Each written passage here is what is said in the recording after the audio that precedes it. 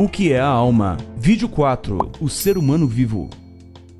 Na obra Journal of Biblical Literature, o professor C.A. Briggs, após profunda análise da palavra alma na Bíblia, comentou: alma, soul, no seu uso em inglês, no tempo atual, transmite usualmente um significado muito diferente de nefesh, em hebraico, e é fácil que o leitor incauto a interprete erroneamente.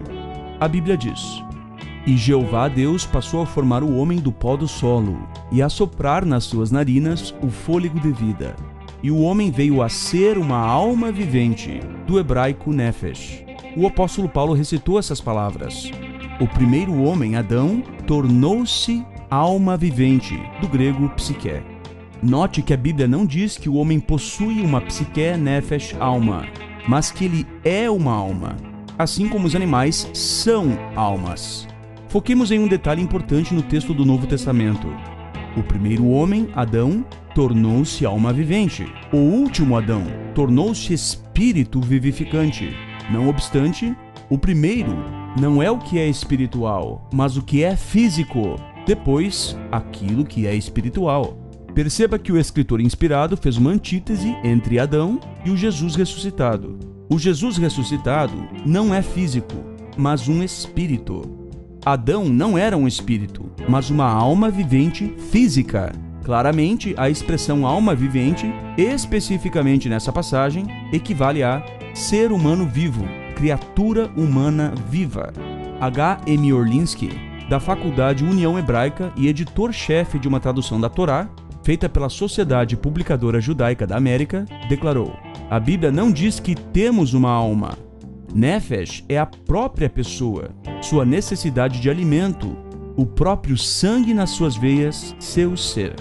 A obra New Catholic Encyclopedia, em inglês, admite: a alma no Antigo Testamento significa não uma parte do homem, mas o homem inteiro, o homem como ser vivente.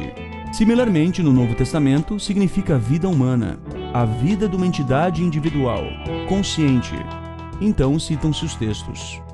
Muitas vezes usamos as palavras ser humano e pessoa de forma intercambiável, como se não houvesse diferença de sentido entre elas. Realmente, no uso cotidiano, tais termos não possuem diferença relevante e são usados como se fossem sinônimos muitas vezes. A Bíblia diz: nos dias de Noé, poucas pessoas, isto é, 8 almas, foram levadas a salvo através da água. Perceba que a palavra pessoas, conforme usada pelo apóstolo Pedro, é semanticamente equivalente a seres humanos. Então, no uso cotidiano, não há uma diferença semântica entre pessoa e ser humano. Porém, filosoficamente, há uma importante diferença. Por exemplo, eu sou um ser humano e também sou uma pessoa. Todo ser humano é uma pessoa, porém nem toda pessoa é um ser humano. Jeová Deus é uma pessoa, o Filho de Deus é uma pessoa, os anjos são pessoas, mas eles não são seres humanos. Neste vídeo eu não vou me deter no conceito de pessoa, portanto, deixemos de lado este ponto por agora.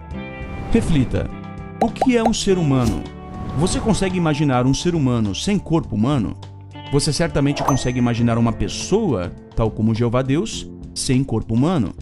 Mas um ser humano sem corpo humano é uma contradição em termos, pois o corpo humano faz parte do conceito de criatura humana. Então, na criação do homem e em muitas outras passagens bíblicas, a expressão alma, ou mais precisamente alma vivente, é equivalente ao ser humano vivo, ou criatura humana viva. Uma evidência disso é que várias traduções da Bíblia vertem de forma alternativa a passagem em questão, de Gênesis capítulo 2, versículo 7. Por exemplo, a Young's Literal Translation e a Lexham English Bible, dentre outras traduções, vertem: o homem se tornou uma criatura vivente. A International Standard Version e a Nova Versão Internacional, dentre inúmeras outras traduções, vertem: o homem se tornou um ser vivente. O estudo perspicaz diz: a mesma frase hebraica usada para a criação animal, a saber, Nefesh Hayah, é aplicada a Adão, quando depois de Deus ter formado o homem do pó do solo e soprado em suas narinas o fôlego da vida, o homem veio a ser uma alma vivente. Gênesis 2:7. O homem distinguia-se da criação animal, mas esta distinção não se devia a ele ser uma Nefesh, alma, e eles não. Portanto, assim como os animais são almas, a criatura humana também é uma alma. É verdade que o ser humano se distingue dos animais, mas tal diferença não está neste conceito específico de alma, pois ambos são criaturas terrestres que respiram. O estudo perspicaz nos diz: o relato de Gênesis mostra que uma alma vivente resulta da combinação do corpo terrestre com o fôlego de vida. A expressão fôlego da força de vida, literalmente fôlego do espírito, ou força ativa, ruá de vida, Gênesis 7:22, indica que é por respirar ar com seu oxigênio que é sustentada a força de vida ou espírito em todas as criaturas, o homem e os animais. A Bíblia diz: com respeito aos filhos da humanidade, eles mesmos são animais, pois há um evento consequente aos filhos da humanidade e um evento consequente com respeito ao animal. E há para eles o mesmo evento consequente. Como morre um, assim morre o outro. E todos eles têm apenas um só espírito, de modo que não há nenhuma superioridade do homem sobre o animal.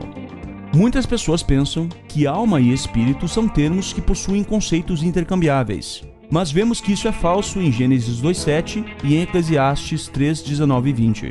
A Bíblia diz que Deus soprou o fôlego da vida, ou o espírito, no corpo humano que estava inanimado até então.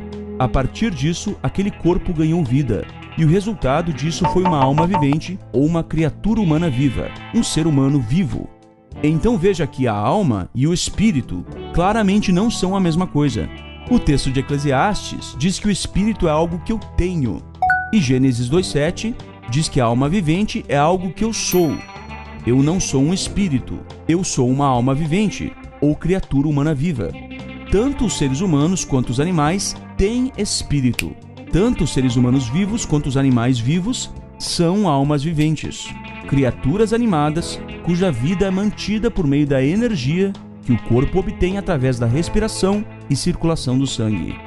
Então vemos que no uso cotidiano, a expressão alma vivente, quando em referência ao homem, não era diferente de como era aplicado aos animais.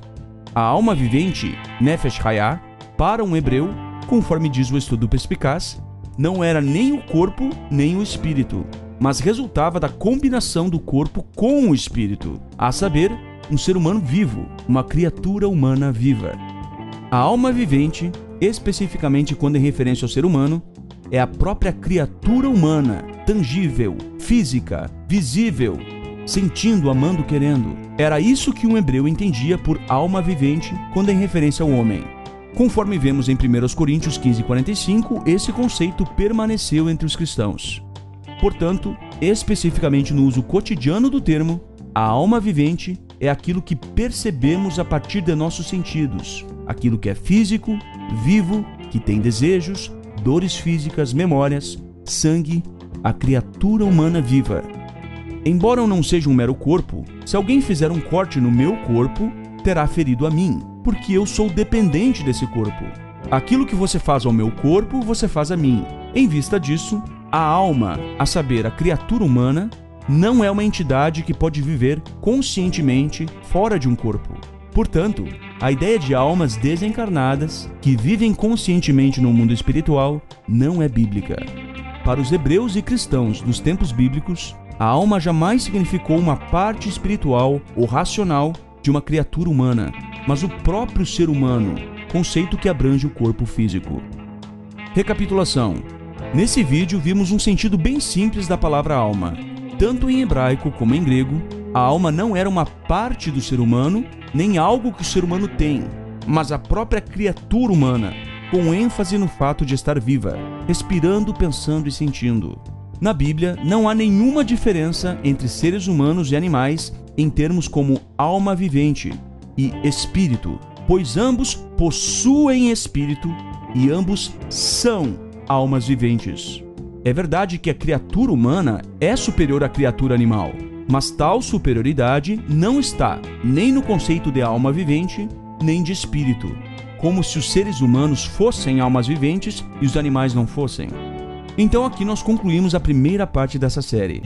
No próximo vídeo, cujo título é A Alma, a Pessoa Virtual, entraremos mais a fundo na diferença entre ser humano como criatura em oposição à pessoa como entidade inteligente.